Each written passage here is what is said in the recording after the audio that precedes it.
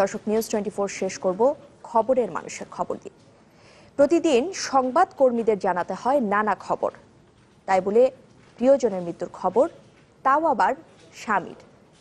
শনিবার এমনই এক ঘটনার সাক্ষী হলো ভারতবাসী।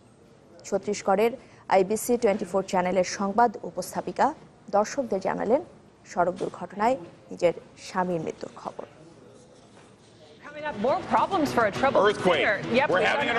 খবর কখনো কখনো বিনোদন, হাস্যরসের খোরাক, আবার এই টিভি সংবাদে কখনো কখনো বেদনারও কারণ। তবে এবার ভারতের ছত্তিশগড়ের সংবাদ পাঠিকা সুপ্রীত কর নিজেই হয়ে উঠেছেন গণমাধ্যমের হেডলাইন। শনিবার সকাল 10টা প্রাইম বুলেটিন পড়ছিলেন ভারতের IBC 24 চ্যানেলের উপস্থাপক সুপ্রীত কর।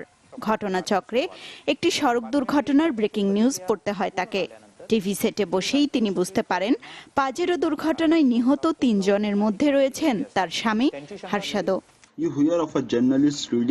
প্রিয়জন হারানোর এমন মর্মান্তিক খবর জানার পরও নিজেকে সামলে নেন টিভি উপস্থাপক।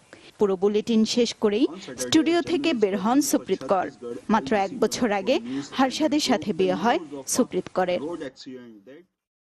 IBC 24 চ্যানেলের উপস্থাপক সুপ্রীত করের এই ঘটনা নিয়ে রীতিমতো তোলপাড় চলছে ভারত সহ আন্তর্জাতিক গণমাধ্যমে।